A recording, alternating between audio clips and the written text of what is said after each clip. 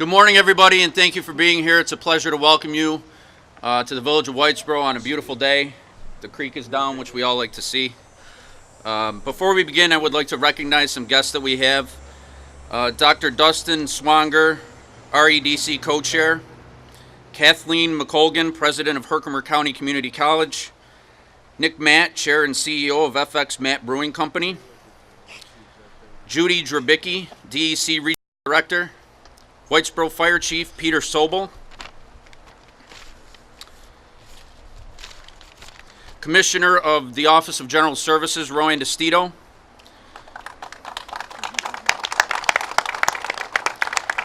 Commissioner of New York State Department of Transportation Matthew Driscoll.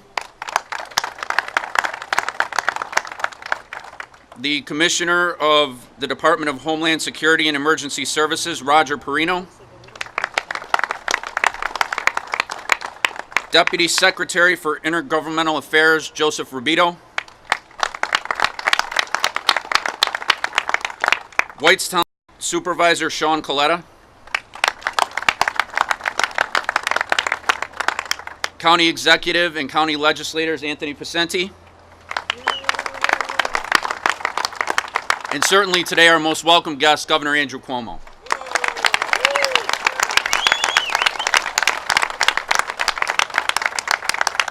I would also like to acknowledge somebody special that's been there with us right along the way.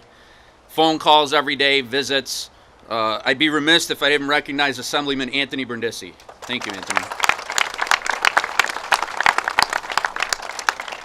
Since day one, Governor Cuomo has been a champion for Oneida County in upstate New York. The governor has transformed the relationship between Albany and upstate, and today we work together to build a better community. From investing in jobs and economic growth to rebuilding our infrastructure, New York State is stepping up for our residents.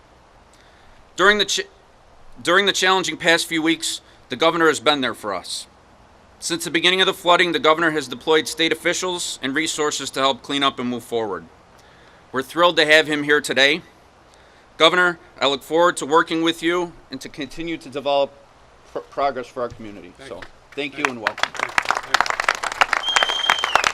Thank you. Thank you very, very much. It's my pleasure to be back. What a beautiful day, isn't it?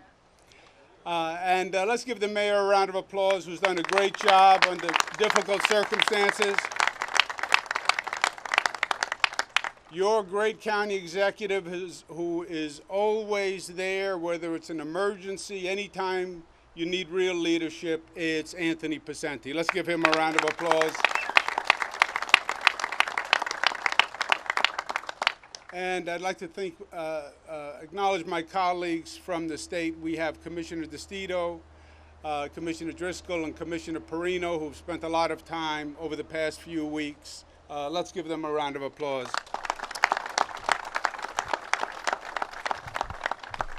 You know, the expression is the only constant is change. And the world is changing. Almost on every level. Politically, it's changing. International relations are changing. The economy is changing. It's a very unsettling time. And when you have that amount of change, you have to adjust. And adjustment is difficult, especially when you get as old as I am. You know, you get set in your ways. But there are adjustments we have to make to deal with the new reality that we face as a state, as a society. And one of the new realities is a pattern of extreme weather events. And this is undeniable. There have been weather events that have been historic, and they happen over and over and over again. I can't tell you how many times they've said to me, this is a once in 100 year event. Yeah, except it happens every 6 months. You have a once in a 100 year event. And it's all across the state. Western New York, Buffalo gets snow. They know how to deal with snow.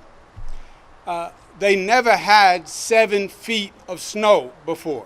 7 feet of snow at one interval. Just imagine that. We've had hurricanes.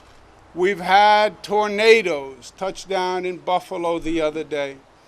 Storm Irene, Superstorm Sandy. I can't tell you how many homes I've been in where the owner has said, this home has been here for 100 years. I never had a drop of water in the basement, and then the house is washed away in a flash flood. That is a new reality. My father was governor for 12 years.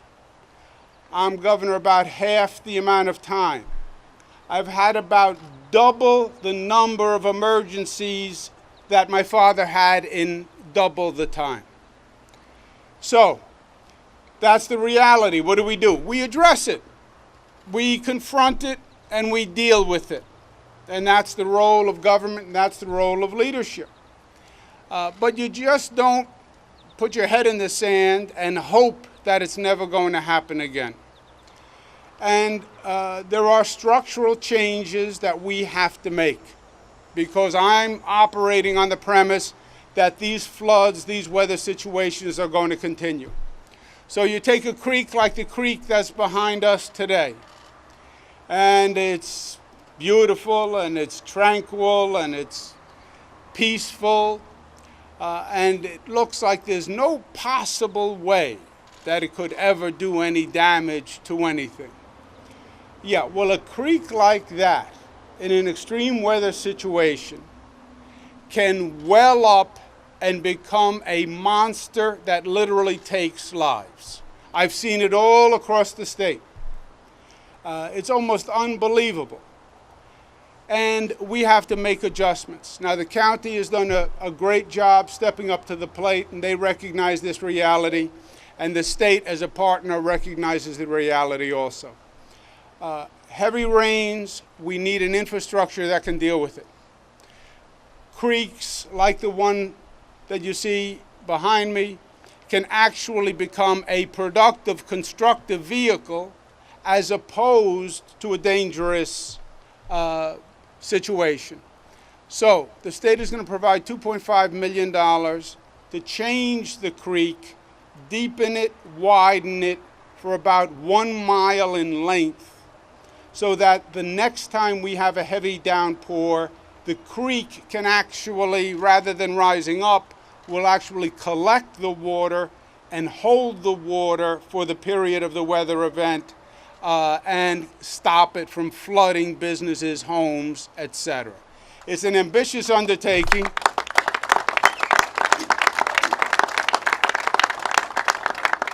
It's 1 mile in length, the project itself, and we're going to increase the width and the depth so that it can actually do the job that we intended to do. Last point, because I know the sun is strong. Two other aspects that come to mind. One, our whole emergency response is different than it was just a few years ago. The number of incidents, the sophistication and complexity of the incidents have caused us to totally transform our emergency response capacity. And that is something we have to continue to hone, because we're dealing with situations we've never dealt with before and with a frequency that we've never dealt with it. So the state is also providing $250,000 for mitigation and additional training for first responders, which is important.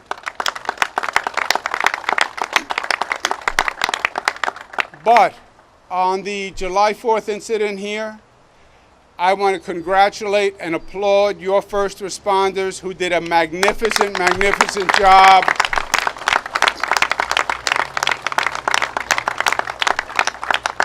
And they can literally make the difference between life and death, how those emergency responders are equipped and perform.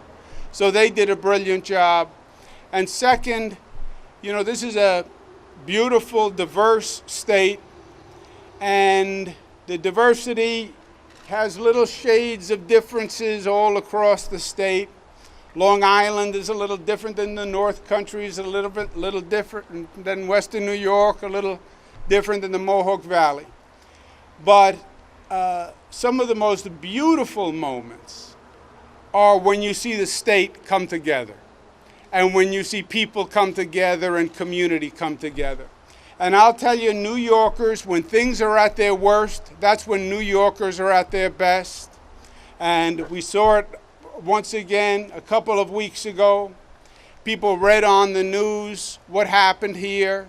I can't tell you how many people came up and said to me, however we can help, whatever they need, we're with them 100%. And that goes to the quality of the character of the people of this state.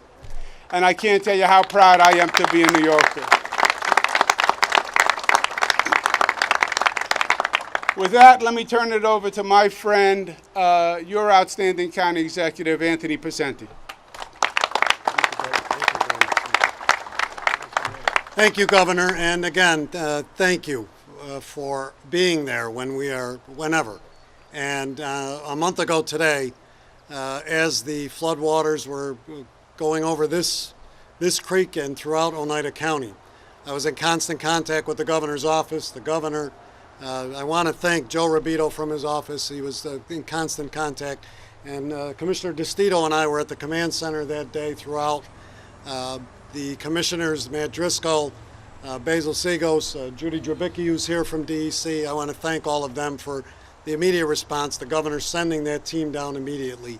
And my other partner in government, Anthony Brindisi, who was with me, and we traveled these streets and throughout the county to look at areas that were in crisis. And that's what today, again, the partnership, but it's more than that, because there's no need to ask. I think as things happen like this, the state, the governor is immediately, it's not even a matter of a phone call. They're responsive. He's responsive. And and I want to thank, because I called that day, right, shortly hours after July 1st and the cleanup began, talked to Joe, and talked to at the governor's office, talked to the governor, talked to the commissioners, and first call I made before that was to the Board of Legislators Chairman Jerry Fiorini, and there are numerous Board of Legislators that are here with us today, and I want to thank them because immediately stepped up and committed money for this problem. So please join me in thanking them. I also see Assemblyman Brian Miller there. Thank you, Brian. His area got hit up in the southern part of the county as well. We called, talked to the governor's office, talked to the governor, immediately said, what can we do? How can we help? Here to match it, here to work to fix these problems with this creek, and there's more to be done, we know that, but this can be alleviated. We know that the new normal doesn't exist. The normal is not what we are used to. The abnormal is more like it when it rains. But we have the resources now in front of us, and we are committed, along with our partners in state government, along with the towns and villages of this great county, to fix and to work towards making this better. Some things are going to happen, unfortunately, but we know that we have a friend in Governor Cuomo, someone who's always there, and as I said, for these emergencies, there's no ask. He's there. And I want to thank him again. And I do, as he said, I want to echo and thank the emergency responders of Oneida County. And Chief Sobel is here. Steve, raise your hand, because your guys did an outstanding job, Chief. And I know there are numerous, firefighters here and emergency responders here today. We had departments from areas that had no rain at all and no issues with water come down here to Whitesboro, to New Hartford, to Marshall, to all of the areas that were affected. That's what they do. It's priceless what our first responders do for us each and every day. So again, thanks to them, thanks to all the officials who came together, and most importantly, top of the list, thanks to the residents of this community for their patience, for their understanding,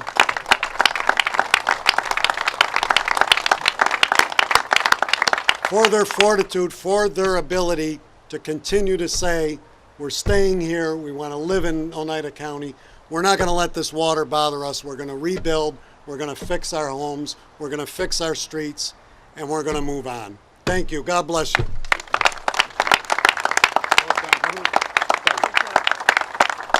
I'd like to bring the governor back up. Governor? Well, everything that has been needs to be said has been said. The county executive said it exactly right. I know these have been tough times, but the residents could not have been more supportive one for the other. And as long as we stick together, there's nothing that we can't do. We do it at a governmental level, we do it at a community level, and we're going to make the changes we have to make. And there is nothing that Mother Nature throws at us that we're not going to be able to deal with, as long as we work together. Thank you for being here, and God bless.